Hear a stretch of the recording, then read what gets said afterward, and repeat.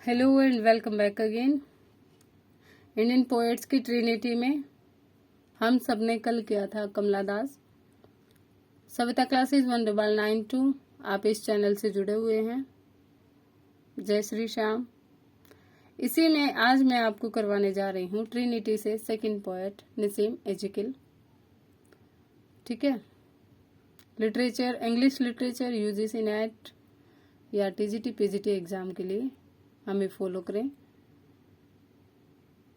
आप किसी भी उम्र में सीख सकते हैं। अभी बहुत से बच्चों के कमेंट आ रहे हैं कि हम 1 नंबर से रह गए। मैं अदर वीडियोस भी देखती हूँ, तो कोई बात नहीं, 1 से रह गए, 2 से रह गए, 10 से रह गए, नो इश्यूज। उस चीज को छोड़ के एक बार फिर से नए सिरे से शुरुआत कीजिए। साइकोलॉजी भी मैं आपको कराऊंगी जो टेट एग्जाम्स में आती है। एंड डेफिनेटली इसके साथ ही अब की बार आप सबके साथ मैं अपना भी जो नेट, अभी मैंने पीएचडी किया है, पीएचडी के लिए नेट क्वालिफाई किया है, अभी मैं जेआरएफ के लिए तैयारी कर रही हूँ। तो साथ साथ आई होप आप सब भी इस सफर में मेरे साथ ही रहेंगे। So let's start. Nissim Ezekiel, born in Bombay 1924, a Jew by birth. एक जू होते हैं ये जन्म से, यानी जूइश फैमिली में बर्थ होता है। मुंबई 1924 में। He was educated from Antonio D'Souza High School, Antonio D'Souza high school से, और विल्सन कॉलेज बॉम्बे से इनकी एजुकेशन होती है। His both parents were teachers, दोनों पेरेंट्स टीचर होते हैं।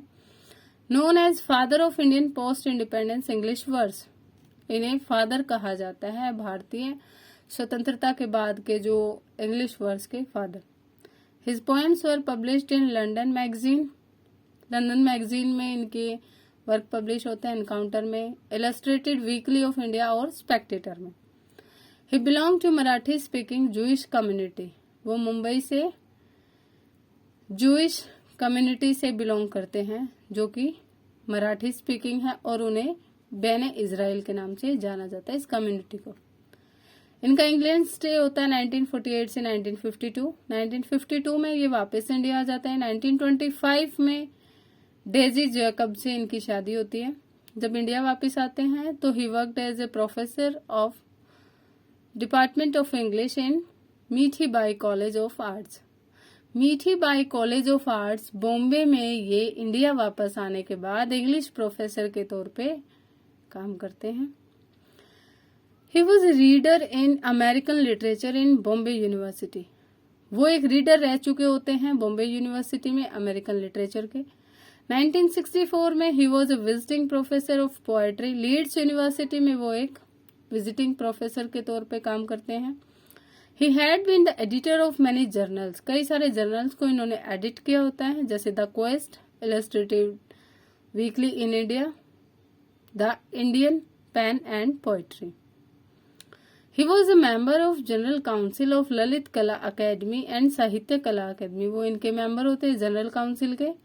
He also worked as a broadcaster of art and literature for, वो रेडियो में भी काम करते हैं। He was an art critic for magazine The Names of India, Names of India के लिए वो क्या रहते हैं, आर्ट क्रिटिक के तौर पे काम करते हैं।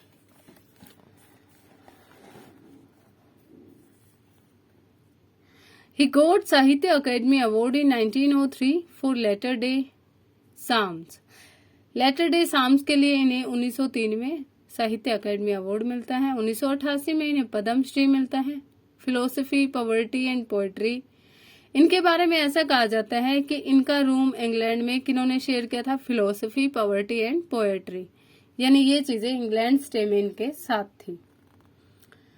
ही is known as the urban poet of India, इन्हें भारत का शहरी कवि कहा जाता है। 9th of Jan 2004 he passed away due to Alzheimer, Alzheimer से इनकी डेथ हो जाती है 2004 में 9 जनवरी। अल्जाइमर की स्पेलिंग बहुत अच्छी है, थोड़ा दिमाग में घुमा लेंगे तो अच्छा रहेगा, ALZHEIMERS। तो ये थी नसीम एजिकिल की बायोग्राफी। चलिए अब बढ़ते हैं इंपोर्टेंट वर्क्स की तरफ। सबसे पहले करते हैं पोएट्री कलेक्शंस। पोएट्री कलेक्शन में a time to change and other poems, London 152 में ये पब्लिश हुई थी। 60 पोएम्स ये बॉम्बे 1953, ये इंडिया वापस आ गए थे तब। थर्ड कलेक्शन आया इनका द थर्ड के नाम से 1959। द अनफिनिश्ड मैन आया 1960 में। द एग्जैक्ट नेम आया 1965 में। Hymns in darkness and poster poems ये आया 1976 में 1976। एंड कलेक्टेड पोएम्स आई फिर 1966 में। चलिए ड्रामाज की बात करते हैं। नलिनी ये एक कॉमेडी है जो 3 एक्ट्स में आई। मैरिज पोएम ये 1 एक्ट प्ले है, एक ट्रैप कॉमेडी है। स्लीप वॉकर्स ये भी 1 एक्ट प्ले, एक फार्स है। Song of deprivation. Next is who needs no introduction, ये अनपब्लिश रह गया। Do not call it suicide, इसे सुसाइड मत कहिए। अब बात कर लेते हैं जो बुक्स इन्होंने एडिट की थी। Indian writers in conference and writing in India. Next is an Emerson reader. Next is a Martin Luther King reader. Arthur Miller, all my sons. इसके बाद जर्नल्स भी देख लीजिए जो इन्होंने क्या किए थे, एडिट किए थे। Poetry India, quest, imprints, poetry page of the illustrated Weekly of India and associate editor रहे ये द इंडिया के। चलिए अब बात करते हैं इनके इम्पोर्टेंट वर्क्स की। तो अ टाइम टू चेंज ये एक पोएट्री कलेक्शन था। अ टाइम टू चेंज 1952 ये पहला पोएट्री कलेक्शन था इनका। उन्होंने जोर दिया है पोएट्री पे, लव, मैरिज इस वॉल्यूम में, ठीक है। उनके लिए पोएट्री एक जीवन जीने का तरीका है। I am so sorry, my mistake, I am mistaken.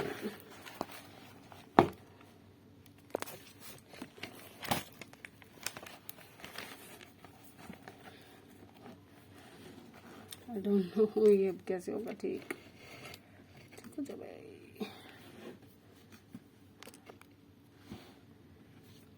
Let's start again, sorry for the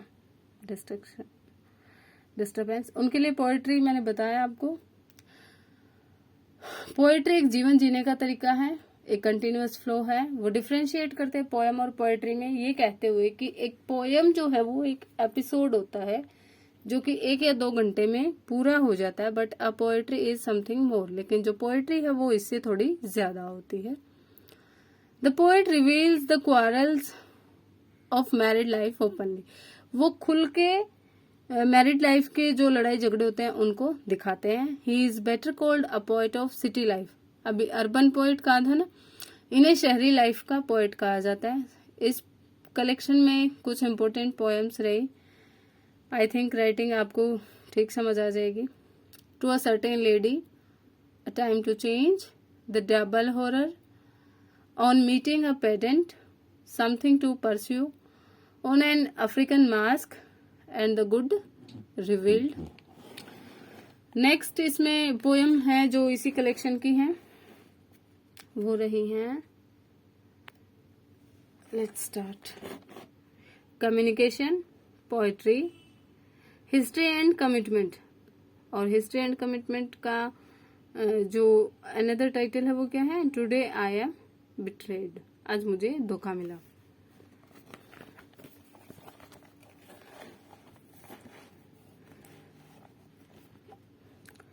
next is 60 poems, ये उनका सेकंड पोएट्री कलेक्शन रहा जो 1953 में आया। इस वॉल्यूम में जो पोएम्स हैं वो प्रभावित हैं W.B. Yeats, Herbert William Blake वगैरह से। इस कलेक्शन में जो पोएम्स हैं उसमें वो सेक्स के बारे में खुल के बात करते हैं, कमला दास वाले रोल में आ जाते हैं वो यहाँ पर अपने। वो पोएट जो पोएट्री है वो क्रिएट करते हैं नॉर्मल चीजों से, जो नॉर्मल हमारी लाइफ की सिचुएशंस होती हैं। वो राइटिंग पोएट्री के वो फेवर में नहीं है कि जब तक आप किसी चीज से प्रभावित नहीं हो, इंस्पायर्ड नहीं हो या कोई कला आपको नहीं ठीक लगती तो फिर आपका लिखना बेकार है।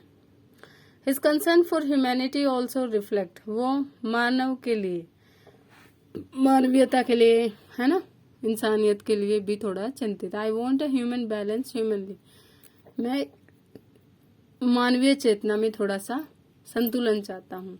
Human relationship, love, sex, flow, ये दिखाई देता है इसमें। इस कलेक्शन की कुछ पोएम्स आप देख लीजिए। Creation, the stuffed owl, marriage poem, the old abbeys, two night of love, a poem of dedication, situation, a short story, the story, a visitor, for William Carlos Williams, a poem of blindness, nothingness, episode, remembers and forget, confession, the female image, can, creation and last is the recluse. चलिए अब बात करते हैं इनके third collection की। जो third poetry collection है उसका नाम ही थर्ड है, द थर्ड। ये उनका पोएट्री कलेक्शन 1959 में आया। ये क्लियरली मैच्योरिटी दिखाता है थीम और टेक्निक में। सेक्स एंड ह्यूमन बॉडी यहाँ पे दिखाई जाती है। ही एमर्जेज एज एन अर्बन, ये फिर वही बात आ जाती है, शेरी पोएट के तौर पे उभरते हैं। यहाँ पे ये कम्प्लीटली कमला दास में बदल जाते हैं। ह्यूमन रिलेशनशिप को दिखाते हैं, लव, सेक्स, अर्बन लाइफ, है ना, फेवरेट थीम्स हैं जो वो अपनी पोएम्स में टच करते हैं। चलिए बात करते हैं नेक्स्ट, इसी में next point, his heart feels for the weaker section of the society. वो जो समाज का कमजोर तबका है उनके बारे में उनका दिल सोचता है, संवेदना व्याप्त होती है उनके मन में। The poet gives spiritual touches, थोड़े से टच देते हैं वो स्पिरिचुअल। ह्यूमन नेचर में दिखाते हैं वो क्या, साइकोलॉजिकल टच दिखाते हैं। द पोएम भगवान को टच करती हैं, मेडिटेशन को, प्रेयर को, है ना। इसमें कुछ पोएम्स हैं, episode, at the hotel, in the Q, for her, aside, tonight, situation, for love's record, the language of lovers, sparrows walking, encounter, prayer, wisdom, song of desolation, and last is December. फिर आता है इनका the unfinished man 1960 में। ये collection उनकी mastery दिखाता है craft, music और मेलोडी पे। ये कलेक्शन रिवील करता है कि वो एक थोड़े ऊपरी क्रम के ही एक पोएट हैं। द टाइटल लिया गया है W.B. येट्स की पोएम से, a dialogue of self and soul से। बॉम्बे जो है अर्बन लाइफ का सिंबल बन चुका होता है। He has shown alienation, loneliness, frustration, ये सारी अर्बन लाइफ में जो नेगेटिव्स होते हैं वो इन्होंने दिखाए हैं। इस कलेक्शन में ये पोएम्स है urban, morning walk, case study, enterprise, love sonnet, event, marriage, commitment, Jamini Roy. Sorry. Next उनका कलेक्शन आता है द एग्जैक्ट नेम के नाम से, जो 1965 में पब्लिश होता है। टाइटल लिया गया है जुआन रेमन जिमलिंग लाइन से, जिमेंस की लाइन से। Intelligence, give me the exact name of thing, बुद्धिमता, मुझे दो चीजों का एग्जैक्ट नेम। तो यहां से इन्होंने अपनी पोएम का टाइटल लिया है कलेक्शन का। ही गिव्स साइकोलॉजिकल टचेज, वो पोएम्स में साइकोलॉजिकल टच देते हैं और ये पता करने की कोशिश करते हैं कि जीवन में अकेलापन क्यों है। Also describes Indian tradition and culture, east west conflict, suggestive images. East west conflict को भी वो दिखाते हैं और इंडियन कल्चर को भी शो करते हैं। His love poems are lofty, full of depth, man woman relation, ये वो है फिजिकल रिलेशन, सेक्स वगैरह एज इट इज चलता रहता है पोएम्स में।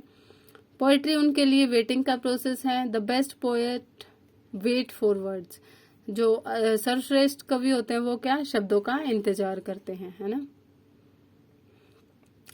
इसमें क्या है important poems, the visitor, the original, a woman observed, night of scorpion in India, love poem, philosophy, poetry reading, poet, lover, bird watcher, perspective, progress, fruit and platonic. Last जो इनका important collection है, थोड़ा सा आपको ध्यान में रखना चाहिए, वो है हिम इन डार्कनेस। ये पब्लिश हुआ 1976 में। ये कलेक्शन शो करता है थोड़े बदलाव पोएट का, फिलोसॉफिकल और रिलीजियस। अब वो क्या है, दार्शनिक हो गए हैं, है ना, और धार्मिक चिंताओं को व्यक्त करते हैं। He has become reflective, philosophical, religious, अपने आप को इन्वायरमेंट से आइसोलेट कर लेते हैं। और इसमें थोड़ा सा पोएम को क्या है, अपना ऑटोबायोग्राफिकल फ्लेवर देते हैं, अपने जीवन से ही कुछ पॉइंट्स वहां पर लिखते हैं। किन में लिखते हैं ये चीजें, किन पोएम्स में दिखती हैं, बैकग्राउंड और कैजुअली में। सरप्राइज करते हैं रीडर को जब वो अपने आप को पोएट, रास्कल, क्लाउन कहते हैं। तो किस पोएट ने अपने आप को ये उपाधि दी थी? खुद से ही कहा था खुद को poet, rascal, clown, Nissim Ezekiel ने। He longs for complete sexual understanding between man and woman. वो चाहते हैं कि पूरी सेक्सुअल अंडरस्टैंडिंग अच्छे से होनी चाहिए आदमी और औरत में। सम ऑफ हिज पोएम्स, वो मिथ्स भी यूज करते हैं राधा कृष्णा, शिवा पार्वती के, क्योंकि वो धार्मिक हो गए हैं ना, थोड़ा सा उनका माइंडसेट चेंज हो गया है। मैच्योरिटी उनके वर्क में आपको दिखाई देती है। तो दोस्तों ये था नसीम इजकिल, जो आपके लिए टीजीटी, पीजीटी, टेट एग्जाम्स में या यूजीसी नेट के भी पॉइंट ऑफ व्यू से इंडियन राइटिंग्स में इम्पोर्टेंट होता है। नसीम इजकिल को इंडियन जो पोइट्स की ट्रिनिटी है, जिसमें कमला दास और रामानुजम है, उसी में एक नसीम इजकिल भी है। तो इस ट्रिनिटी से हम दो वर्क कवर कर चुके हैं, Kamala Das and Nissim Ezekiel. I will try next video tomorrow, I will bring you Ramanujan. Please channel को सब्सक्राइब करें। जय श्री श्याम। और किसी भी पॉइंट पर हार ना माने, तैयारी करने की, सीखने की कोई एज नहीं होती। आप अपने आप पे काम करें, just focus and work on your self. सिर्फ 6 महीने आप खुद पे काम करें, लीव एवरीथिंग। जो बोलते हैं, मुझे भी बहुत से लोग बोलते हैं कब तक पढ़ती रहेगी, बच्चों को पढ़ाया कर, प्राइवेट ही पकड़ ले। मैं कहा क्यों करनी है प्राइवेट, नहीं करनी, तैयारी करो जब तक कि आपको एज दे रखी है ना। आप सीखते रहो, सीखो। हर किसी के पास बढ़िया पावर्स होती है, शक्ति होती है, हर कोई अपनी क्षमताओं को अच्छा कर सकता है। Thank you.